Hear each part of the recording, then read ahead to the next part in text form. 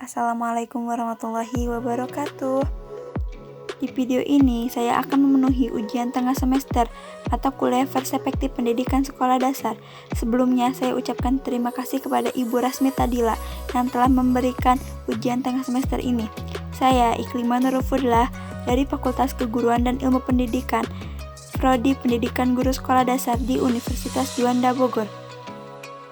16 Maret 2020, pemerintah meresmikan sekolah secara online karena dampak dari COVID-19. Di sini, sekolah diharuskan mengubah metode pembelajaran tatap muka diubah menjadi pembelajaran secara daring atau secara online. Sekolah mengalami permasalahan atau kesulitan dalam pembelajaran online karena pembelajaran secara online belum pernah dilakukan sebelumnya. Bukan hanya sekolah saja yang mengalami kesulitan dalam belajar online, tetapi guru, siswa, dan orang tua pun mengalami kesulitan. Dalam pembelajaran secara daring, sekolah mempunyai permasalahan. Minimnya fasilitas, seperti buruknya jaringan internet.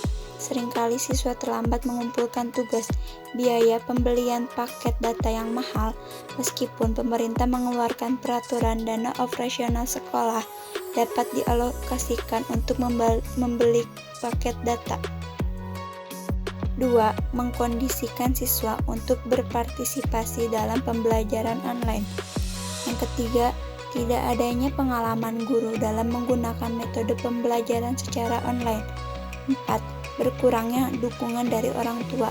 5. Proses perubahan pembelajaran mempengaruhi pada kinerja dan kualitas pendidikan guru.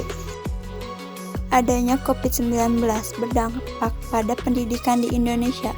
Seluruh sekolah harus melakukan pembelajaran secara online, tetapi sekolah, guru, dan orang tua mengalami kesulitan karena tidak berpengalaman. Minimnya fasilitas, seperti mahalnya kuota internet dan ada beberapa siswa yang tidak mempunyai ponsel atau laptop. Karena dampak COVID-19 berdampak pada perekonomian menjadi menurun. Dengan itu, guru berperan kreatif agar proses pembelajaran tidak memakan kuota banyak.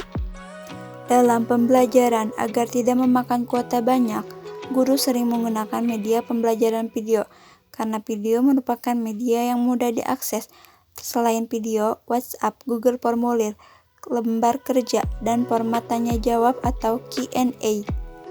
Dan pemerintah mengeluarkan bantuan kuota gratis. Mengkondisikan siswa untuk berpartisipasi dalam pembelajaran online. Faktor yang menjadi hambatannya lingkungan rumah siswa seperti gangguan dari adik atau kakaknya. Faktor tersebut menyebabkan siswa yang sedang belajar tidak fokus belajar. Faktor lainnya, gangguan dari siswa lain saat melaksanakan pembelajaran online di kelas virtual. Siswa lain berbicara dengan siswa lain dengan topik yang berbeda dan kelas menjadi ramai dan kurang kondusif. Di sini, guru harus menegur siswa agar tidak berisik dan memastikan siswa siap belajar. Dan guru harus mencari cara kreatif untuk melibatkan siswa dalam pembelajaran.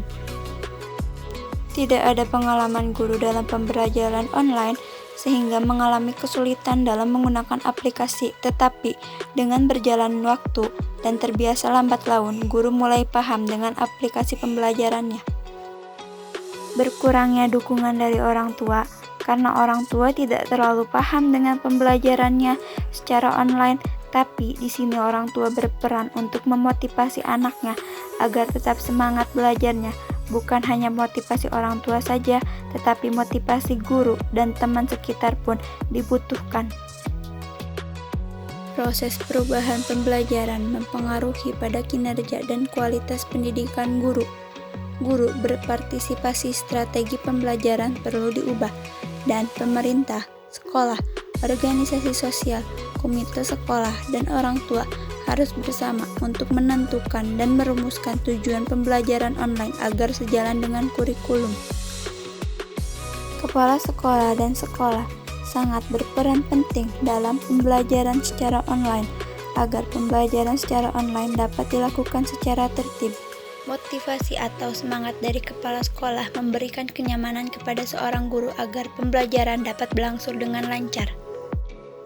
Pada masa pembelajaran di masa pandemi ini, guru dapat memodifikasi pembelajaran menggunakan pendekatan pedagogis yang sesuai dengan minat dan kemampuan kognitifnya.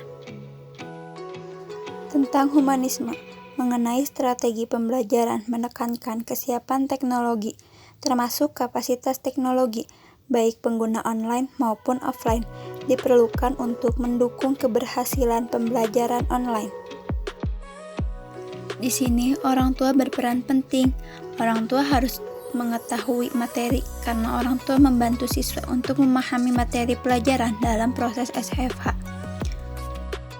Setelah kita mengetahui permasalahannya dan lalu menganalisisnya, dan sekarang yang terakhir yaitu kesimpulan. Jadi, kesimpulan dari artikel yang saya baca yang berjudul Kasus yang sedang dihadapi oleh guru-guru SD dalam pembelajaran daring selama pandemi COVID-19 saat ini. Kesimpulannya, sekolah di rumah selama masa pandemi berdampak pada sistem pendidikan dan harus menerapkan aturan dan metode yang berbeda untuk menghadapi perubahan dalam sistem pembelajaran. Kesiapan teknologi untuk melaksanakan pembelajaran online dan memberikan dukungan dan motivasi kepada semua pihak yang berkepentingan, meskipun harapan besar adalah situasi segera kembali normal. Sementara itu, perubahan kurikulum nasional harus dilakukan untuk meningkatkan fleksibilitas, dan kesiapan teknologi harus dipercepat. Terakhir, pendidikan harus ditingkatkan, dipandang sebagai upaya komunitas kolaboratif antara pemerintah, guru, orang tua, dan sekolah untuk meningkatkan efektivitas metode belajar mengajar yang telah terpengaruh dan memastikan bahwa siswa tidak ketinggalan. Mungkin hanya itu saja yang bisa saya sampaikan.